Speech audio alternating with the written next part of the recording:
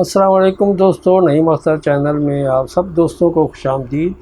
بہاڑی پنجاب میں حضرت مولانا کرم الہی فاروقی صاحب رحمۃ اللہ علیہ جمعۃ المبارک کا خطبہ ارشاد فرما رہے ہیں، اور اس بیان کا عنوان ہے فتوحات حضرت عمر فاروق رضی اللہ تعالی عنہ۔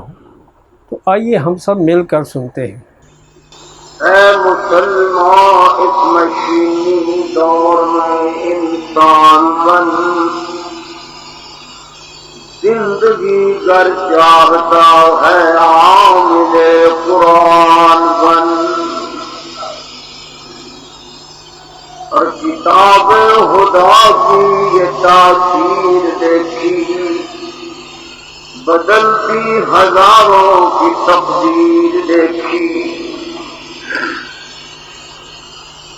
اور غافلوں سنتے بھی ہو کہتا ہے کیا خون حسین، سیکھ لو چھینٹوں سے میرے حق پرستی کے اصول۔ سبحان اللہ۔ جب کبھی کرنے لگے باد خدا گلشن کا رخ، جب کبھی نو کے سنان خار سے زخمی ہو پھول، اور جب کبھی آنے لگے دینے براہیمی سے آنچ، جب کبھی پڑنے لگے خطرے میں ناموں سے رسول،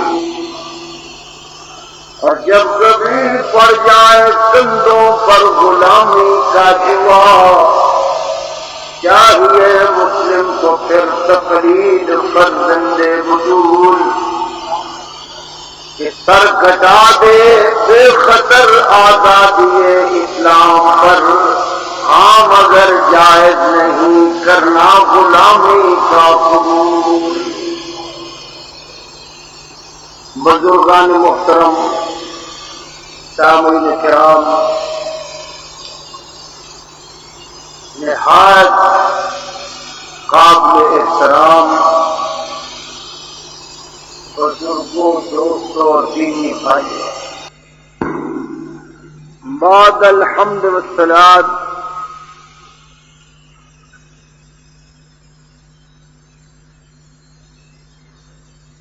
کلام پاک سے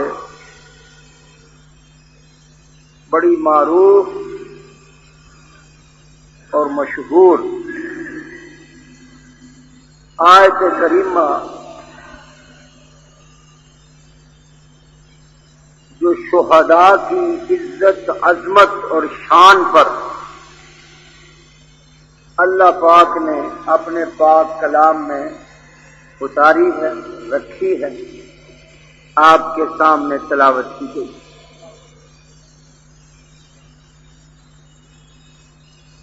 محرم الحرام کا یہ 15 تاریخ کو جمعۃ المبارک، اس کی حاضری میں آپ حضرات جو اول وقت اللہ کے گھر میں تشریف لے آئے ہیں، آپ کا یہ شوق سماعت، شوق عبادت بڑا قابل قدر ہے۔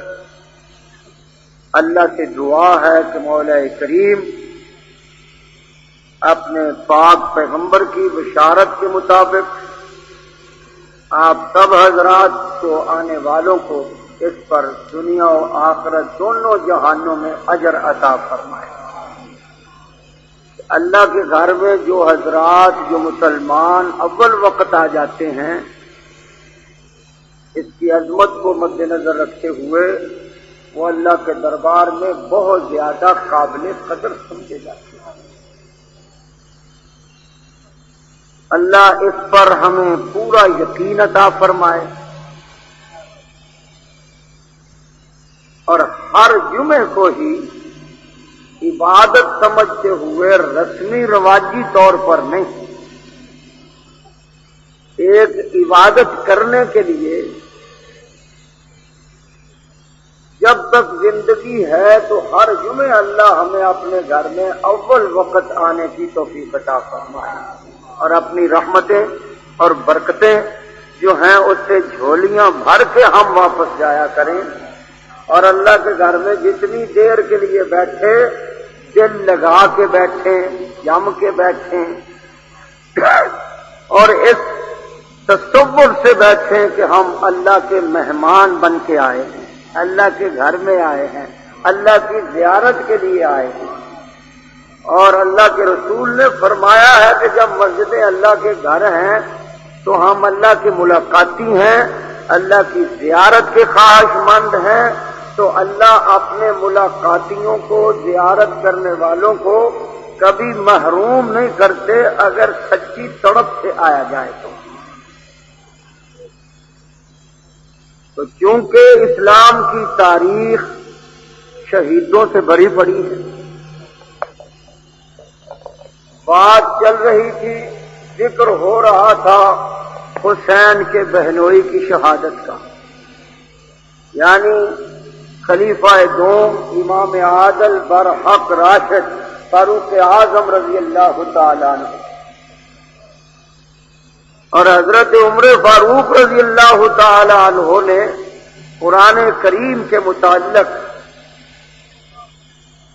یہ باشگاف الفاظ میں فرمایا تھا کہ لوگوں، میں نے خود رسول اللہ صلی اللہ علیہ وسلم سے سنا کہ قرآن ایسی انقلابی کتاب ہے اور اتنا اونچا کلام ہے کہ اتنی شان والا کلام ہے، اور یہ بذات خود شان والا کلام ہے، اور جو اس کے ساتھ وابستہ ہو جائیں گے اس کے توسط سے اللہ ان کو بھی شان والا بنا دے گا۔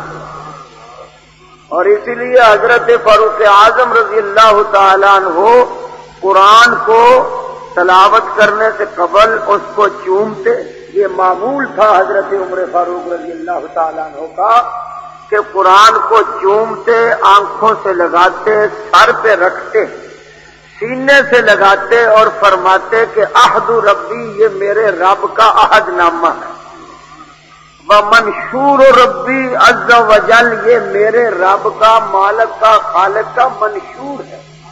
کہتے ہیں کہ یہ فلاں پارٹی کا منشور ہے، یہ مسلم لیگ کا منشور ہے، یہ پیپل پارٹی کا منشور ہے، یہ فلانی جماعت کا، یہ جمعیت علماء اسلام کا منشور ہے۔ جمعیت علماء اسلام کا منشور تو الحمدللہ قرآن ہی ہے۔ تو فرمایا کہ یہ قرآن جو ہے، حضرت عمر فرمایا کرتے کہ یہ قرآن جو ہے یہ میرے رب کا منشور ہے، اس نے اس میں ہمارے لیے حکم اتارے ہیں، اور جو حکم اتارے ہیں وہ بڑے آسان حکم ہیں، کوئی مشکل نہیں ہے۔ قرآن میں کوئی حکم مشکل نہیں ہے، اور وہ اس لیے کہ یہ ہمارے رب کا منشور ہے، اور رب کو بندوں سے کتنا پیار ہے کہ اللہ کو اپنے بندے سے 70 ماؤں سے بڑھ کے پیار ہے۔ جب اللہ ماں باپ سے بھی زیادہ شفیق ہے تو وہ اس کلام میں بندوں کے لیے مشکل حکم اتار سکتا نہیں، بڑے آسان احکام اس نے اتارے ہیں ہمارے لیے اس کلام پاک میں۔ تو اللہ تعالیٰ اس پر ہمیں عمل کی توفیق عطا فرمائے۔ تو صحابہ کرام رضوان اللہ تعالی علیہم اجمعین نے قرآن کریم کو اسی غرض سے اپنایا تھا۔ آج آپ دیکھتے ہیں کہ کتنے لوگ پریشان ہیں، معاشی طور پہ کس قدر پریشان ہیں، بدحالی کا کیا عالم ہے، اور بد اخلاقیوں کا کیا عالم ہے، بے حیائیوں کا کیا عالم ہے، بے غیرتیوں اور بے شرمیوں کا کیا عالم ہے۔ اس کے مقابلے میں حیا کتنا ہے، ادب کتنا ہے، اور عزت کتنی ہے مسلمان کی، جبکہ مسلمان کی عزت اور مسلمان کی امداد کرنا، ایمانداروں کی ہیلپ کرنا، اللہ فرماتے ہیں یہ تو میرے ذمہ لازم ہے۔ ہم تنہائی میں بیٹھ کے گوشہ نشین ہو کے گھروں میں جا کے سوچا کرے کہ ہم کتنے درجے کے، کس درجے کے ایماندار ہیں۔ تو اللہ رب العزت کا یہ کلام جب اتنا اونچا ہے اور اس کا ہم کیا حق ادا کرتے ہیں، کبھی سوچا ہم نے؟ کہیں ختم قرآن ہوا، ہم نے اپنی مرضی سے خوشی منا لی، مٹھائیاں بانٹ لی، لیکن یہ سوچا ہے کہ اس قرآن کا ہم حق کیا ادا کر رہے ہیں؟ تو حضرت عمر فاروق رضی اللہ تعالی عنہ نے، کیونکہ وہ ہستی وہ ہیں کہ جن کو اللہ کے رسول نے خدا سے مانگ کے لیا اور راتوں کو اٹھ اٹھ کے مانگا، اور پھر حضرت عمر کے ذریعے دعا کی کہ یا اللہ اسلام کو غلبہ عطا فرما، اور بلکہ ایک دفعہ فرمایا کہ بھئی سن لو، میرے ہیں 4 وزیر۔ کتنے؟ 4 میرے وزیر ہیں، 2 آسمانوں میں ہیں اور 2 زمین میں ہیں۔ آسمانوں کے وزیر ایک تو میکائیل ہے اور ایک جبرائیل ہے، یہ 2 میرے آسمانوں کے وزیر ہیں، اور جو زمین کے 2 وزیر ہیں ان میں ایک حضرت ابوبکر صدیق ہے اور ایک عمر فاروق ہے، یہ میرے 2 زمین کے وزیر ہیں۔ اور آپ صلی اللہ علیہ وسلم نے فرمایا کہ عمر جو ہے اس کی زبان پر اللہ نے حق رکھ دیا۔ کیا رکھ دیا ہے؟ حق، کہ یہ جب بولتا ہے تو حق بولتا ہے، یا جدھر کو یہ جاتا ہے ادھر کو حق ہو جاتا، حق بھی ادھر ہی ہو جاتا ہے۔ یعنی اگر آپ صلی اللہ علیہ وسلم یہ فرما دیتے کہ بھئی جدھر حق ہوتا ہے عمر بھی ادھر ہوتا ہے، یہ بھی بہت بڑا اعزاز تھا، بہت بڑی شان تھی، بڑی عزت تھی، لیکن اللہ کے رسول نے فرمایا کہ جدھر عمر جاتا ہے حق بھی ادھر ہو جاتا ہے، اس میں ذرا فرق ہے۔ اور فرمایا کہ میں نے دیکھا ایک عبقری جوان کو، کہ جس کی عبقری کہتے ہیں ایسے طاقتور انسان کو جو جناتی قوت رکھتا ہو۔ اور جن کی قوت کتنی ہوتی ہے؟ کہتے ہیں جی بڑا بوڑ تھا، ایک جن نے ایک آنکھ جھپکنے کی دیر میں بڑا بوڑ کا درخت اکھاڑ دیا، یہ جنوں جیسی طاقت۔ آپ نے فرمایا سرکار دو عالم صلی اللہ علیہ وسلم نے کہ میں نے ایک کنویں سے پانی نکالا، کچھ ڈول نکالے، پھر حضرت ابوبکر صدیق آ گئے، پھر وہ ڈول انہوں نے رسول اللہ سے لے لیا، پھر انہوں نے پانی نکالنا شروع کیا، اور ان کے پانی نکالنے میں کچھ کمزوری تھی، پھر وہ ڈول جو تھا وہ بہت بڑا ڈول بن گیا، بوکا ڈول پانی نکالنے والا وہ بہت بڑا بن گیا کہ سینکڑوں آدمی ڈول لگا کے کھینچے تو نکل سکے، اتنا بڑا ڈول بن گیا۔ پھر حضرت عمر آ گئے اور عمر نے آ کے اکیلے عمر نے اس میں سے اتنے ڈول نکالے، پانی سے اتنے ڈول نکالے کہ چاروں طرف سے لوگ پینے کے لیے آئے۔ حضرت عمر نے وہ چاروں طرف سے آنے والے لوگوں کو پانی سے خوب سیراب کر دیا۔ اس سے مطلب کیا تھا کہ چاروں طرف اسلام کو پھیلانا، اتنی عبقری طاقت والے تھے حضرت عمر فاروق رضی اللہ تعالیٰ عنہ۔ تو آپ صلی اللہ علیہ وسلم کے یہ سسر بھی ہیں، رشتہ داری یوں ہے، دعائیں مانگ کے اللہ سے لیا ہے، اور پھر ان کی تعریفیں یوں کی ہیں کہ عمر فاروق رضی اللہ تعالیٰ عنہ نے اتنا اسلام کو پھیلایا، فتوحات بڑھتی جاتی تھی، تقریباً کئی ہزار ملک فتح کیے، 4000 مسجدیں تعمیر کرائیں۔ کتنی؟ 4000، ان میں سے 900 بڑی جامع مسجدیں تعمیر کروائیں۔ کیسا تقویٰ، کیسا علم اور کیسا زہد، کیسی قوت! اور ایک مسجد بیت المقدس میں تعمیر کروائی، مسجد عمر اس کا نام۔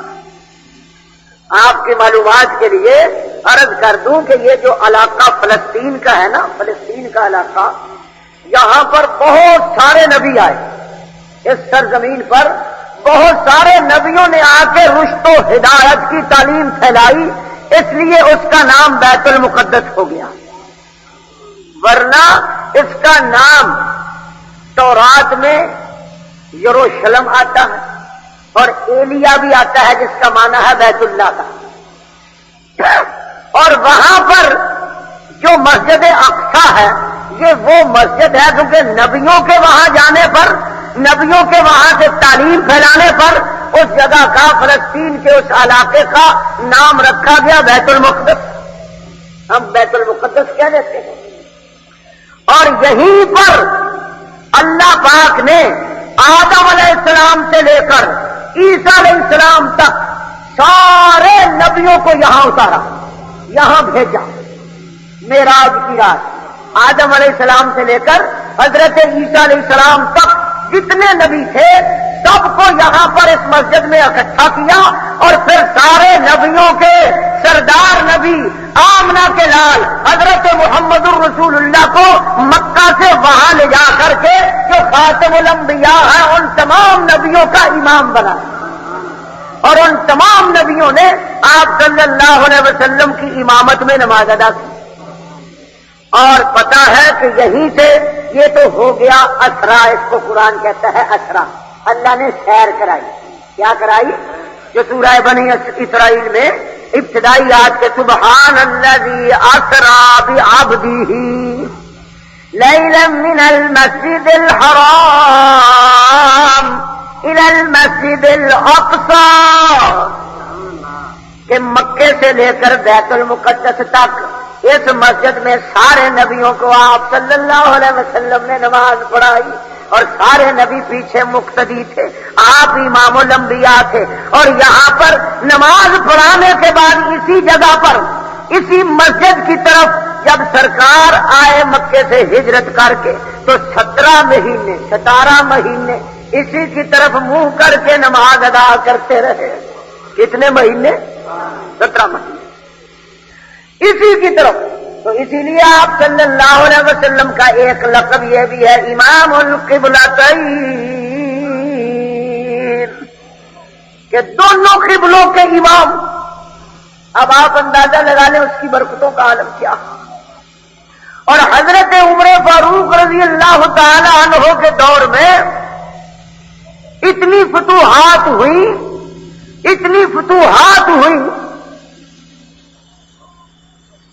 کہ یہ سارے یہودی جو تھے مدینے سے تو نکل چکے تھے، نکال دیے گئے، اور اس پر قبضہ تھا.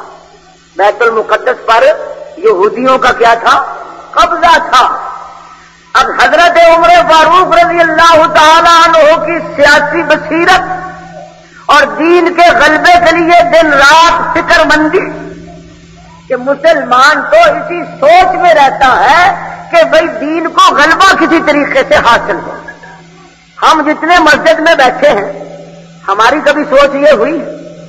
آتے ہیں، نمازیں پڑھتے ہیں، جمعے پڑھتے ہیں، لیکن کبھی یہ فکر ہوئی کہ اسلام کو غلبہ کیسے حاصل ہو؟ اسلام کیسے؟ آج کل تو مسلمانوں کی حالت ہی بڑی دیگرگوں ہے. مسلمان کردار کے بڑے کمزور. ایک وقت تھا کہ مسلمان کی پہچان تھی، کہ اس کی پہچان کیا تھی؟ کہ مسلمان اخلاق کا، کردار کا بڑا اعلیٰ، اس کا وعدہ جو ہے وہ پتھر پہ لکیر ہے. مسلمان جو وعدہ کرتا ہے وہ پورا کرتا، اس کے خلاف نہیں کرتا. اور آج کل ہم اتنے کمزور ہیں کہ بددیانتی میں اور بد اخلاقی میں اب لوگ ہماری مثالیں پیش کرتے ہیں. ورنہ مسلمان دیانتداری، امانتداری میں نمبر اول تھا، کہ مسلمان بہت بڑا امانتدار ہے، بہت بڑا دیانتدار ہے. اور کیا کہا جائے، ہم اپنی تاریخ کو ذرا 30-35 سال پیچھے دیکھ لیں کہ ہماری تاریخ کیا ہے. کہ یہ ملک پاکستان ہم نے ایک نظریاتی ملک بنایا، کہ یہ نظریاتی مملکت ہے. اور وہ نظریہ کیا تھا؟ کہ اس میں اللہ کا حکم چلے گا. کس کا حکم چلے گا؟ ہم اتباع رسول کی کریں گے. اس لیے ہم نے یہ ملک حاصل کیا تھا. مگر ہوا کیا کہ ہمارے جو حکمران آئے وہ اتنے بدتینت تھے، اتنے بد کردار تھے کہ پورا معاشرہ میر جعفر اور میر صادقوں سے بھرا پڑا نظر آتا. ان کے دل میں نہ اسلام کی چاہت، نہ ملک کی قدر. نہ وہ ملک کے خیر خواہ نکلے، نہ اسلام کے صحیح معنوں میں خادم بننے کی انہوں نے کوشش کی۔ اور جبکہ مسلمان حکمران اسلام کا ایسا خادم ہوتا ہے کہ ہماری اساسی شخصیتیں ہیں، یہ ہمارے رہنما ہیں، یہ ہمارے صحابہ اکرام جو ہیں ایسے رہنما ہیں کہ انہوں نے رسول اللہ صلی اللہ علیہ وسلم کی وصیتوں پر ایسے عمل کیا کہ سرکار نے فرمایا کہ جو کوئی کسی مسلمان قیدی کو چھڑائے، مسلمان قیدی کافر کی قید میں ہو اور کوئی اس کو چھڑائے تو فرمایا وہ ایسے ہے کہ جیسے اس نے میں محمد کو چھڑایا، یعنی میں ہوں کسی قید میں اور اس نے مجھ کو چھڑایا۔ کتنا احترام مسلم۔ اب آپ سوچتے ہیں مسلمان کتنے کھاتے پیتے بھی ہیں، بلڈنگوں والے بھی ہیں اور بڑے بڑے مالدار بھی ہیں، لیکن وی سی آر میں مگن، ڈراموں میں مگن، ٹی ویوں میں مگن، بدکاریوں میں مگن۔ اور آپ کا یہ فرمان کس کے مد نظر ہے؟ انڈیا کی قید میں کتنے مسلمان بتاؤ، اور کشمیر میں کتنی عورتیں مسلمان ان کے پنجائے ظلم و ستم میں گرفتار، چیچنیا میں مسلمانوں کا کیا حال ہو رہا ہے۔ ہمیں کبھی ہم آرام سے سو رہے ہیں، ہم آرام سے کھا رہے ہیں، اور ایک وقت تھا کہ رب کائنات کی قسم کہ کوئی مسلمان جب قید ہو جاتا مسلمان حکمران کھانا پینا چھوڑ دیتے۔ حضرت سعید رضی اللہ تعالیٰ عنہ قید و سارے صحابی رسول ہے، فاروق اعظم کا دور ہے، اور وہ بہت بڑے جرنیل تھے، بڑے بہادر تھے۔ عیسائیوں سے جنگ ہو رہی تھی، کن سے؟ عیسائیوں سے جنگ ہو رہی تھی۔ میرے نبی کے سامنے 3 دشمن تھے۔ کتنے دشمن تھے؟ ایک تو مکے کے قریش مشرک، وہ بھی دشمن تھے، اور دوسرے یہودی، تیسرے عیسائی، یہ 3 دشمن تھے۔ اور جو مکے کے مشرک تھے اللہ تعالیٰ نے ان پر تو اپنے پیغمبر کو اتنی کامیابی عطا فرمائی، یا وہ مارے گئے یا وہ میرے نبی کا کلمہ پڑھ کے مسلمان ہو گئے، کہ پورا مکہ جو تھا وہ مشرکین سے پاک ہو گیا۔ اور دوسرے یہ یہودی اور نصرانی تھے۔ عیسائیوں کی بہت بڑی سلطنت تھی، یہودی سازشی تھے، اور عیسائیوں نے پروگرام بنایا کہ بھی وہ مسلمانوں کا جو جرنیل ہے اس کو گرفتار کیا جائے۔ یہ جرنیل بڑے پاک باز ہوا کرتے تھے، فوج کا بڑا احترام ہوتا تھا، لیکن آج کل تو فوج کا احترام بھی جو ہے ہماری آنکھوں کے سامنے، کیونکہ احترام ہوتا ہے کردار سے۔ کس سے ہوتا ہے؟ آپ کردار دیکھیے۔ یہ انگریزوں نے، عیسائیوں نے پروگرام بنایا کہ مسلمانوں کا جو جرنیل سعید ہے اس کو گرفتار کیا جائے۔ کہنے لگے کیسے گرفتار کریں؟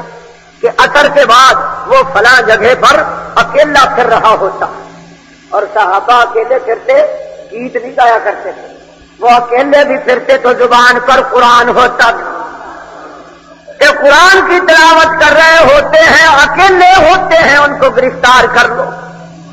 40 آدمی گرفتار کرنے کے لیے گئے، 40 آدمی نے گرفتار کر لیا، بہادر سے بے پناہ وہ، اور ایمان تھا کہ موت حیات کس کے قبضے میں ہے؟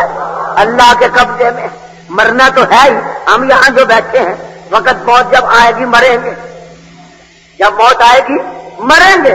اور روزانہ یہاں تو مرتے کتنے اعلان ہوتے ہیں ہماری مسجد میں، ہر روز اعلان ہوتا ہے کہ آج فلاں کی ماں مر گئی، فلاں کا بیٹا مر گیا، فلاں کا باپ مر گیا، آج فلاں آدمی مر گیا۔ اعلان ہوتے کہ نہیں ہوتے بھائی؟ یہ اعلانات ہوتے ہیں، اس سے بھی مسجدوں کے تقدس کو ہم پامال کرتے ہیں کہ پوری لسٹ پہلے شمار کرتے ہیں، فلاں کا بھائی، فلاں کا بیٹا، فلاں کا باپ، فلاں کا رشتہ دار، فلاں کا تعلق دار۔ اب وہ یعنی یوں معلوم ہوتا ہے کہ ساری لسٹ یہ شاید فوت ہو گئی، آخر میں بھی فلاں آدمی فوت ہو گیا۔ یہ ہم نے اپنی ذہنی اختراعیں بنائی ہوئی ہیں کہ اللہ کے گھر کے وہ آداب جو ہم کو کرنے چاہیے تھے وہ ہم میں نہیں، بس اپنا ذرا سا اپنی خواہش کا اعلان ہو، چاہے مسجد کا ادب رہتا ہے رہے، نہیں رہتا ہے نہ رہے، تو برکت کہاں ہوگی؟ ان کا ایمان تھا کہ موت حیات کس کے قبضے میں؟ آپ کو کئی دفعہ بتا چکا ہوں، اب بھی وہ زندہ اس وقت کی نہیں، اب بھی مثالیں موجود ہیں کہ نہیں، کہ مولانا مسعود اظہر 6 سال ہندو کی قید میں، اور ہندو کہتا کہ ان کو قتل کرنا ہے، یہی دفنانا ہے، یہی مارنا ہے، اور ان کا ایک ہی نعرہ ہے کہ موت اللہ کے اختیار میں۔ اللہ پاک نے ان تمام ہندوؤں کے منصوبوں کو خاک میں ملایا اور مولانا مسعود اظہر کو عزت و احترام سے ان سے رہائی دلا کے پاکستان میں اللہ پاک لائے. اب کیا ہوا؟ حضرت سعید کو گرفتار کر کے لے گئے، مشورے کرنے لگے. کسی نے کہا کہ ان کو پہاڑ کے اوپر چڑھا کے گرا دو، گر جائیں گے، مر جائیں گے. دوسرے نے کہا کہ نہیں، ان کا کردار، ان کا ایمان اتنا پختہ ہے کہ اللہ ایسے شخصوں کو پہاڑ سے گرتے ہوئے نیچے فرشتے مقرر کر دیتا ہے جو ان کو بچا لیتے ہیں. کہنے لگے پھر ان کو آگ میں جلا دیا جائے. تیسرے نے کہا کہ نہیں، آگ بھی اللہ کریم ان کے لیے ٹھنڈی کر دیتا ہے. اور آپ صلی اللہ علیہ وسلم کے ایک صحابی کو، اسلم ان کا نام تھا، عیسائیوں نے ابلتے ہوئے کھولتے ہوئے تیل میں گرایا تھا، اللہ پاک نے ان کا ایک بال بھی نہیں جلنے دیا. اللہ نے اپنے محبوب کی امت میں ایسے لوگ، ابراہیم علیہ السلام تو نبی تھے نا، بڑا اونچا مقام تھا، ان کے لیے تو نار گلزار ہوئی. کملی والے کے سچے تابع داروں اور غلاموں کے لیے بھی اللہ نے ایسے نمونے دکھائے. اب کہنے لگا ایک آدمی کہ ایسا کرو کہ ان کا ایمان کمزور کرو، ایمان مارو. سب سے بڑی تو بات ایمان کی سپریٹ ہے. اور جب ایماندار آدمی اللہ کو جان دینے کے لیے تیار ہو جاتا ہے اخلاص کے ساتھ کہ میں اللہ کو جان دوں گا، کیونکہ موت کا معنی یہ نہیں ہے کہ دنیا چھوٹ گئی، گھر چھوٹ گیا، بہن بھائی چھوٹ گئے، دنیا سے ہم جدا ہو گئے. ہم اس لیے مارے پھرتے ہیں کہ ہمارے ذہنوں میں موت کا تصور یہ ہے کہ دنیا چھوٹ جائے گی، بہن بھائی چھوٹ جائیں گے، مکان جائیداد بیوی بچے چھوٹ جائیں گے. ہمارے ذہنوں میں موت کا یہ تصور ہے، جبکہ مومن کے ذہن میں موت کا تصور یہ ہوتا ہے کہ مجھے اپنے رب کا دیدار نصیب ہو. یہ کربلا میں کیا تھا؟ حسین کمپرومائز کر سکتے تھے. وہ اس وقت بھی لالچی لوگ، کیونکہ وہ صحابہ کا دور تو بہت مقدس لوگوں کا دور جو تھا نا وہ گزر چکا تھا، نئے مسلمان ہو چکے تھے. جیسے ہندو سکھوں سے مسلمان ہوئے ہیں، ابھی تک لوگوں کے ذہنوں سے ہندوانہ رسمیں گئی نہیں. مسلمان تو کہلواتے ہیں لیکن ابھی تک لالچ، ابھی تک وہ ان کی جو رسومات جو ہیں ان سے مسلمانوں کا بڑا پیار ہے. وہ بھی نئے مسلمان ہوئے تھے، یہودیوں سے سوائی پراپگنڈے تھے. تو حسین نے میدان کربلا میں یہی سبق دہرایا تھا، یہی بتایا تھا. تو مومن کا ایمان یہ ہے. اب کسی نے کہا کہ ان کا ایمان مارو، ایمان کمزور کرو. اب مومن تو ہم بھی ہیں، کہلاتے ہیں اپنے آپ کو مومن. ایسے جی مومن، لیکن یہ کردار مومنوں والے نہیں. اللہ نے اپنی پاک کلام میں جو ایمانداروں کی صفات بیان کی بڑی تفصیل سے، کبھی پڑھا کرو، کسی سے سیکھا کرو کہ ایمانداروں کی صفات، نشانیاں اللہ نے کیا بیان کی. کہیں اللہ پاک فرماتے انما المؤمنون الذین اذا ذکر اللہ. مومن تو ہے ہی وہ کہ جب ان کے سامنے اللہ کا ذکر ہوتا ہے تو واجلت قلوبہم، اللہ کی عظمت کے سامنے ان کے دل سہم جاتے ہیں. وَإِذَا تُلِيَتْ عَلَيْهِمْ آيَاتُهُ زَادَتْهُمْ ایمانا. جب اللہ کی آیات کو سنتے ہیں تو ان کے ایمانوں میں اور اضافہ ہو جاتا ہے. کہیں فرمایا کہ جب وہ عبادت کے لیے اللہ کے دربار میں کھڑے ہوتے ہیں تو ان کا یقین یہ ہوتا ہے کہ یہ عبادت میں نے اللہ کے دربار میں پیش کرنی ہے. کہیں یہ میری عبادت کھوٹی نہ ہو، ردی نہ ہو، ناقص نہ ہو، کمزور نہ ہو، کہیں اللہ اس کو مجھ کو واپس نہ کر دے. اتنی عظمت سے، اتنے فکر سے عبادت کرتے ہیں کہ اللہ میری یہ عبادت قبول کر لے، ریجیکٹ نہ کرے. ہم اس تصور سے کرتے ہیں عبادت. کبھی سوچا کہ اللہ نے قرآن میں ایمانداروں کی کیا صفات بیان کی ہیں اور جو بیان کی ہیں ہمارے اندر ہیں یا نہیں؟ تو ہمیشہ کافروں کا، مشرکوں کا، عیسائیوں کا، یہودیوں کا یہی پروگرام رہا کہ مسلمانوں کا ایمان کمزور کرو. کیا کرو؟ سونے والوں کو بیدار کرو.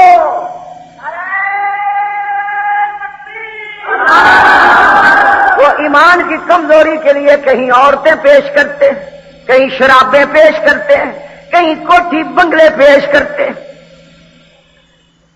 ایک تابعی فرماتے ہم نے ایسے لوگ دیکھے کہ وہ ان کے پاس دولت ہوتی تھی، بکریاں، اونٹ، مکان بھی ہوتے تھے، لیکن جب ان کے سامنے کوئی آ جاتا تو وہ بکریاں، اونٹ، مکان تحفے میں دے دیتے، تحفے میں۔ اور آج کل صرف کھانے پر اکتفا، کھانا دے وہ بھی دکھلاوے کے لیے، اور پھر ایک وقت آئے گا کہ اس سے بھی مسلمان عاری ہو جائیں گے، کیونکہ ایماندار کا ایمان تو یقین یہ ہے کہ مجھے موت آئے گی تو مجھے اللہ کی ملاقات نصیب ہوگی۔ حضرت بلال رضی اللہ تعالیٰ عنہ پر نزا تاری اور بیوی دیکھ کے رونے لگی اور کہنے لگی کہ ہائے میری ہلاکت۔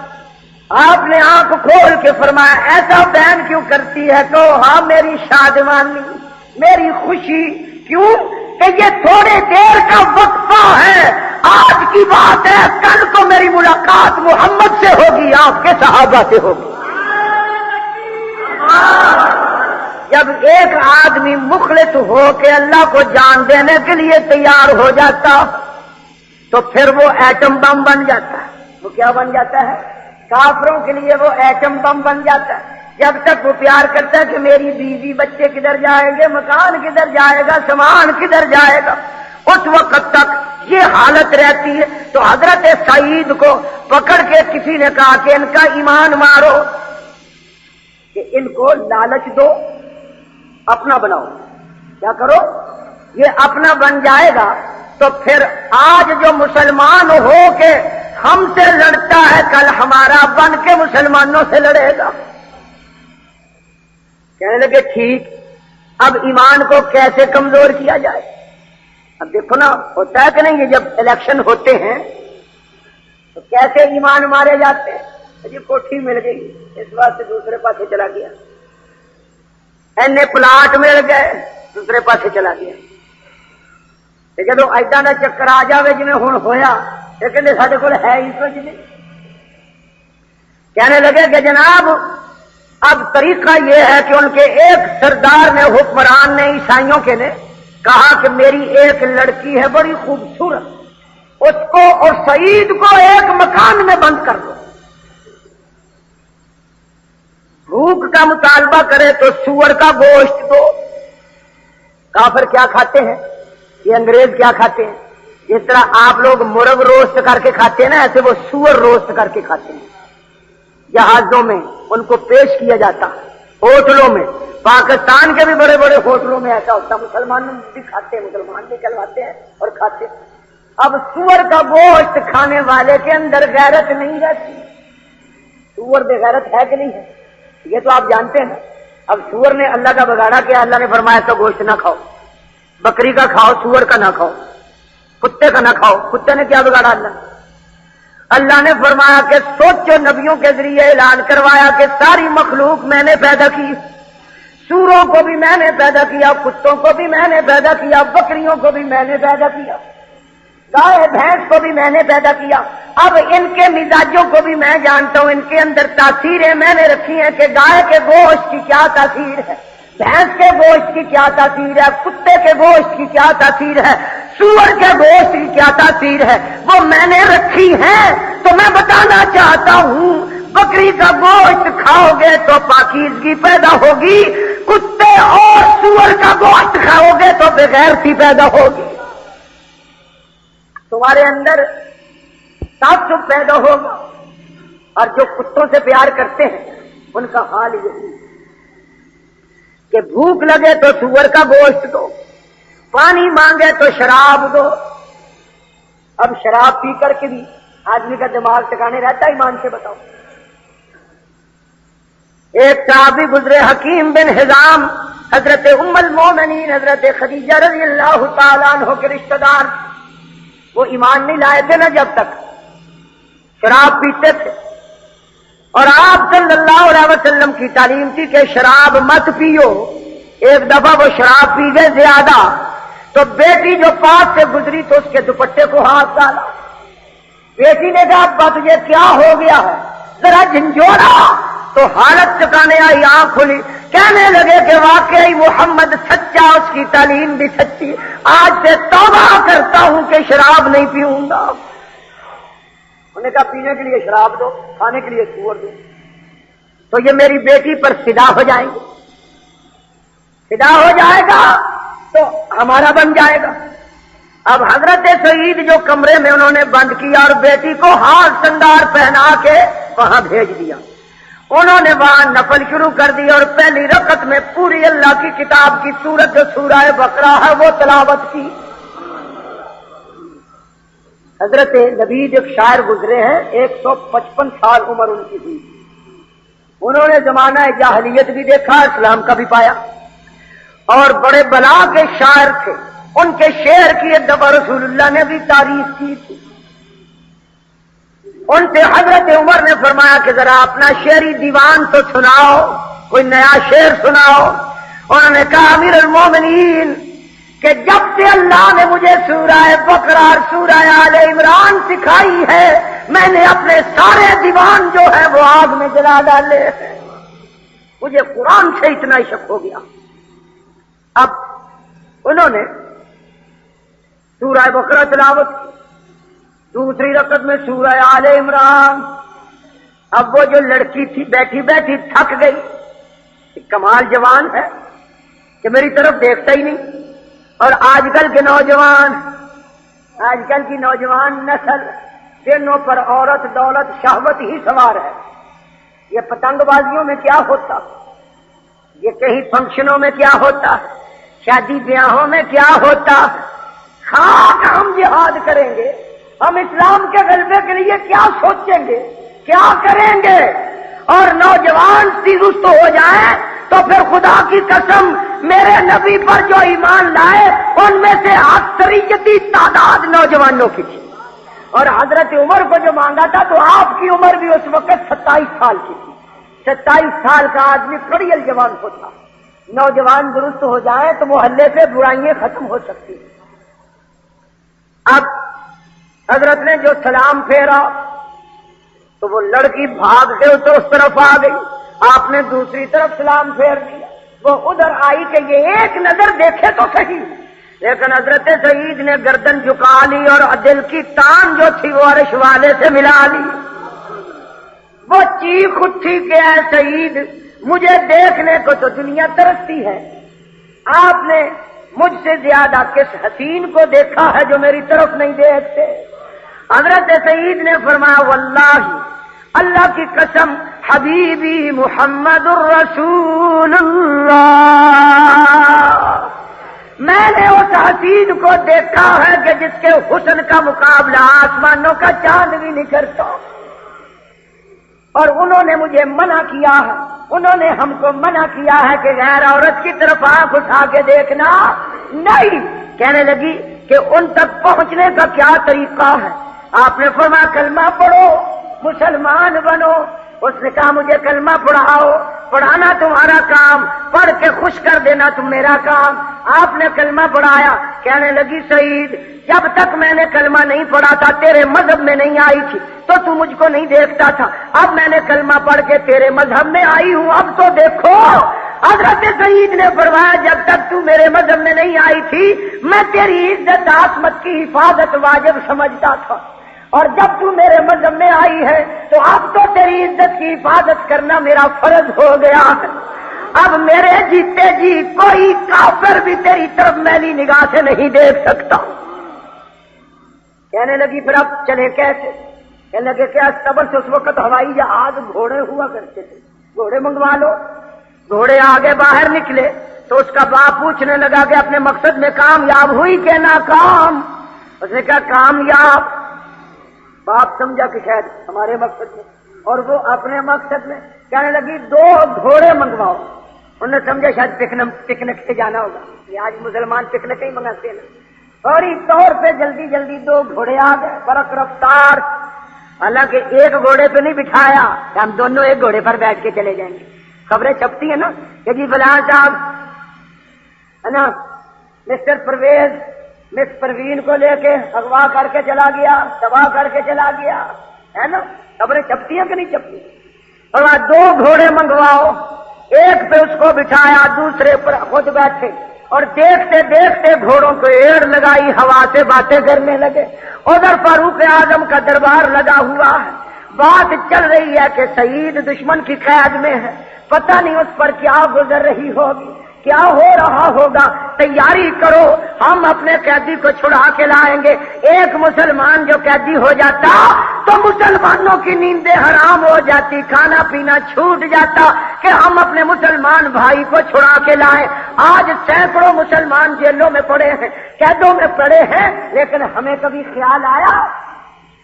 اب جو گھوڑے کی ایڑ لگی جاتی تو تیز رفتار ہوئے، دربار فاروقی میں یہ باتیں ہو رہی ہیں، دور سے دھول اڑتی ہوئی نظر آئی۔ ایک آدمی نے اٹھ کے کہا امیر المومنین مبارک ہو، مجھے لگتا ہے کہ سعید آ رہا ہے۔ دوسرے نے کہا اکیلا نہیں آ رہا، کسی کو ساتھ بھی لا رہا ہے۔ دربار میں پہنچے، حضرت سعید نے ساری ہسٹری سنائی، روداد سنائی، اور اتنے ایسے انداز سے سنائی کہ جذبات میں آ کے ایک آدمی نے فوراً کہا کہ امیر المومنین میری رائے یہ ہے کہ سعید کی شادی اسی لڑکی سے کر دی جائے۔ دوسرے نے کہا نا تائیدن، میں تائید کرتا ہوں۔ تیسرے نے کہا نا تائیدن مزیدن، میں مزید تائید کرتا ہوں۔ حضرت عمر مسکرا رہے۔ جب سارا مجمع تائید کر چکا تو حضرت عمر نے فرمایا کہ میری بھی خواہش ہے کہ آپ ایسا کر لیں۔ لیکن حضرت سعید اٹھے، کہنے لگے امیر المومنین میں اپنے بھائیوں کا مشکور، اور آپ کی خواہش ہر آنکھوں پر، اب ایک ناقص سی رائے میری بھی ہے۔ میں کہو کیا ہے؟ کہنے لگے امیر المومنین میری رائے یہ ہے کہ اس سے شادی آپ کریں یا کسی اور میرے مسلمان بھائی سے کرے۔ کیوں کہ ہماری تاریخ چلے گی، ہمارا یہ ریکارڈ بنے گا۔ میں نہیں چاہتا کہ تاریخ میں یہ لفظ آئے کہ مسلمان فتح اس لیے کرتے تھے کہ لڑکیوں سے شادیاں کریں گے، میں چاہتا ہوں کہ اس کی شادی کسی اور میرے مسلمان بھائی سے کر دی جائے۔ تو یہ کارنامے۔ اب حضرت عمر فاروق رضی اللہ تعالیٰ عنہ نے جو جہاد کا سلسلہ جاری رکھا ہوا تھا، فتوحات ہو رہی تھی، اردن میں مجاہدین کے سربراہ حضرت ابو عبیدہ بن جراح مجاہدوں کی قیادت کر رہے تھے،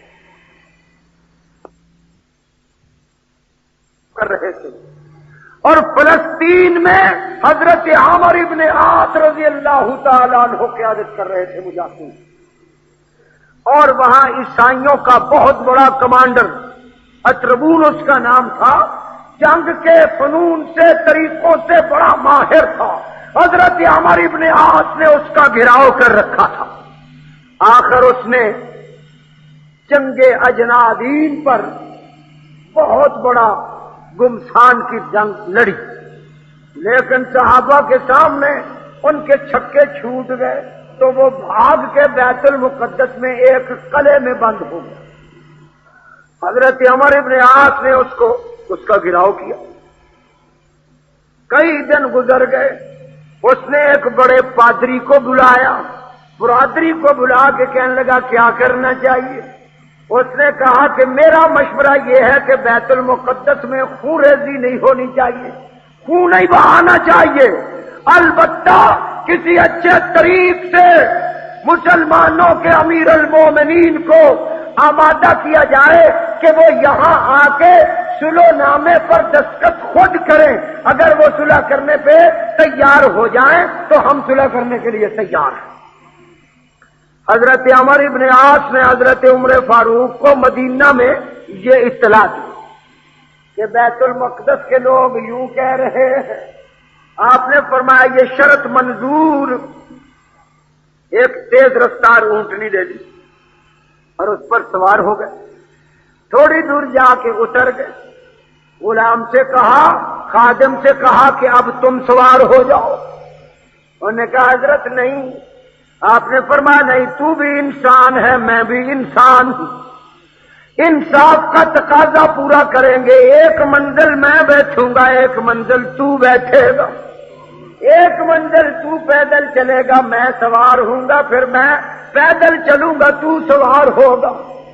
اور شام کے جرنیلوں کو حکم دے دیا کہ جابیہ کی سرحد پر سارے اکٹھے ہو جاؤ. حضرت امیر معاویہ وہاں پہنچ گئے، حضرت بلال بھی وہاں پہنچ گئے، کیونکہ حضرت بلال جب سرکار دو عالم صلی اللہ علیہ وسلم نے پردہ فرمایا تو بلال نے کہا کہ اب میں مدینے میں نہیں رہوں گا. کیوں کہ پہلے جب میں اذان دیتا تھا اور کہتا تھا اشہد ان محمد رسول اللہ تو کملی والے کے چہرے پر نظر ڈالتا تھا. اب مجھے وہ چہرہ نظر نہیں آتا تو میں یہاں نہیں رہوں گا. دمشق چلے گئے تھے، وہاں سے پھر آئے، اب جابیہ پر موجود.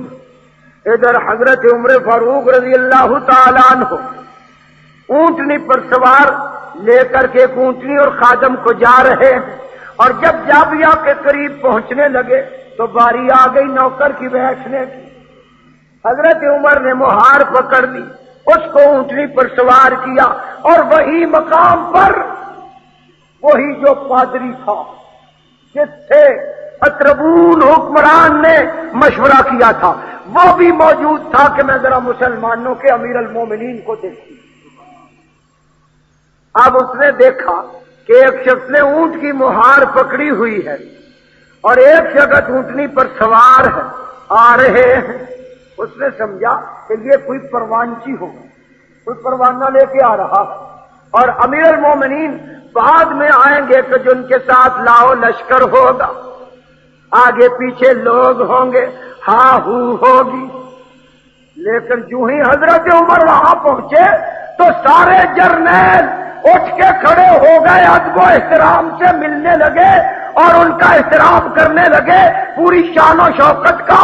اور وہ جو یہودی تھا، وہ عیسائی تھا، اس نے دیکھا کہ کس کا اتنا احترام کر رہے ہیں. اس نے ان سے پوچھا تمہارا امیر المومنین کہاں ہے؟ انہوں نے کہا کہ یہی ہمارے امیر المومنین ہے. اس نے کہا کہ وہ جو اونٹ پر سوار ہے وہ کہ مرتبے میں زیادہ ہے؟ کہنے لگے نہیں، وہ نوکر ہے. اس نے غور سے دیکھا، آنکھیں پھٹی کی پھٹی رہ گئی، ایسی حیرت سے دیکھنے لگا. اس نے کبھی ایسا واقعہ آج تک نہ دیکھا تھا نہ سنا تھا کہ امیر المومنین ہے، کپڑوں پہ پیبند لگے ہوئے ہیں، پیدل چل رہا ہے، نوکر اونٹ پر سوار ہے، مگر چہرے پر اتنا روب و جلال ہے کہ کسی کی مجال نہیں کہ عمر کے ساتھ آنکھ میں آنکھ ملا کے گل بات کر سکے.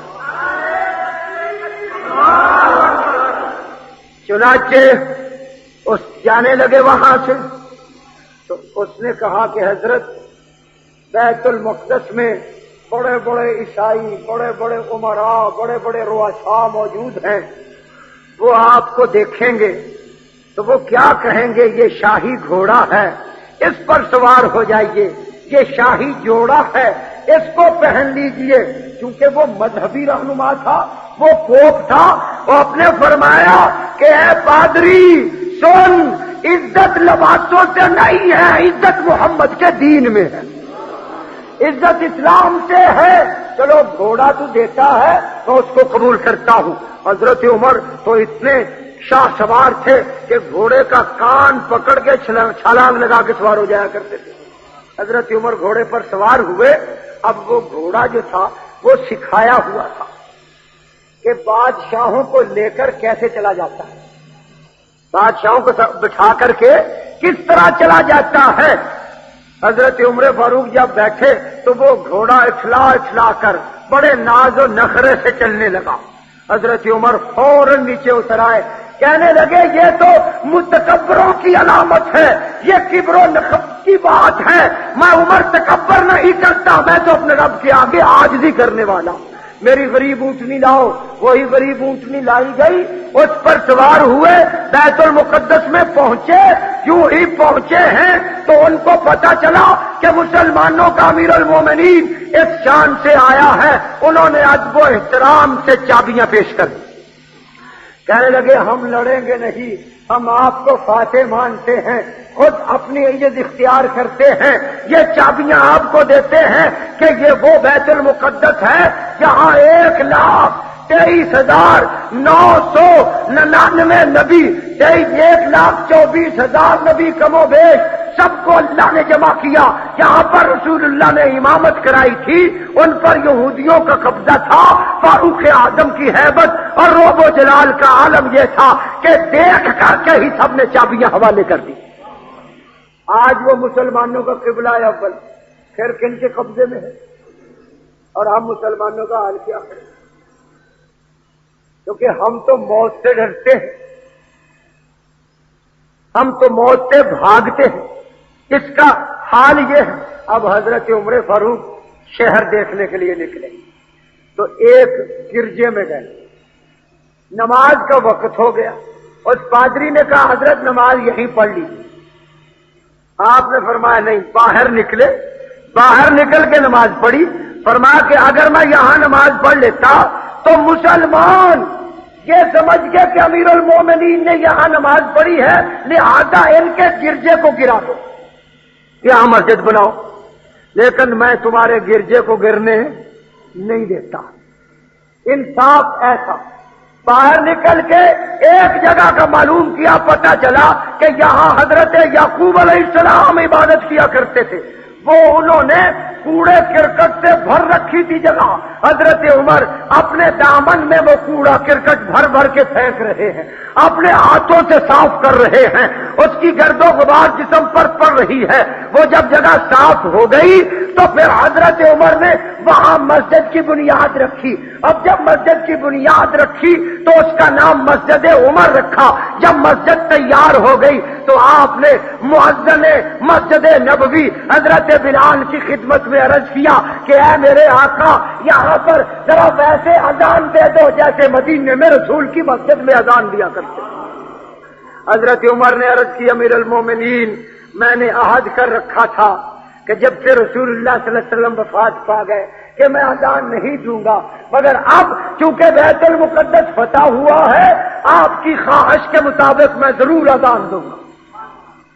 اب حضرت بلال نے دیوار پہ کھڑے ہو کے جب اذان دینا شروع کی، اللہ اکبر اللہ اکبر اللہ اکبر اللہ اکبر، اشہد ان لا الہ الا اللہ اشہد ان لا الہ الا اللہ اشہد ان محمد رسول اللہ، جب یوں کہا تو لوگوں نے سمجھا کہ شاید رسول اللہ دوبارہ آ گئے ہیں۔ مسجد نبوی آنکھوں کے سامنے اس کا نقشہ گھوم گیا۔ حضرت عمر رو رو کے داڑھی تر ہو گئی، دیگر صحابہ بھی رو رہے تھے۔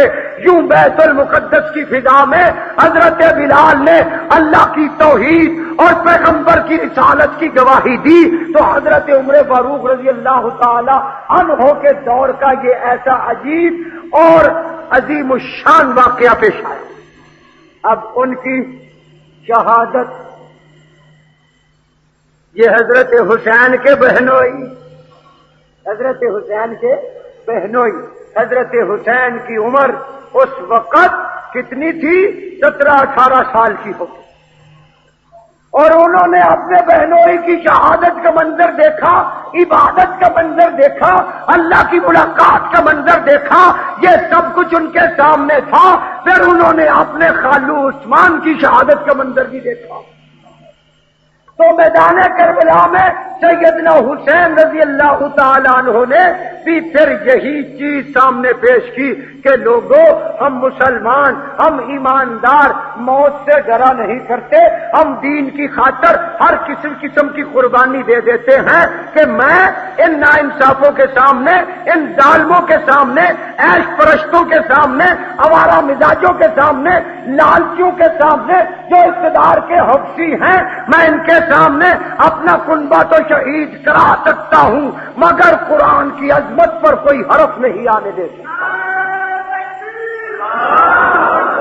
اس کی تفسیر انشاءاللہ آئندہ جمعہ۔ وآخر دعوانا الحمدللہ رب العالمین۔ جی دوستو، ابھی آپ حضرت علامہ کرم الہی فاروقی رحمۃ اللہ تعالیٰ علیہ کو سماعت فرما رہے تھے۔ آپ سب دوستوں سے گزارش ہے کہ میرے اس چینل کو سبسکرائب بھی کریں اور بیل کے آئیکن کو کلک بھی کریں تاکہ ہر نئی آنے والی ویڈیو آپ سب دوستوں تک پہنچ سکے، اور ان علماء کرام کے بیانات کو اپنے دوستوں میں، اپنے گروپوں میں شیئر بھی کیا کریں تاکہ دین کی باتیں اور دوستوں تک بھی پہنچ سکیں۔ آپ سب دوستوں کا بہت شکریہ۔ ملتے ہیں ایک نئی ویڈیو کے ساتھ، تب تک کے لیے اللہ حافظ۔ پاکستان پائندہ باد۔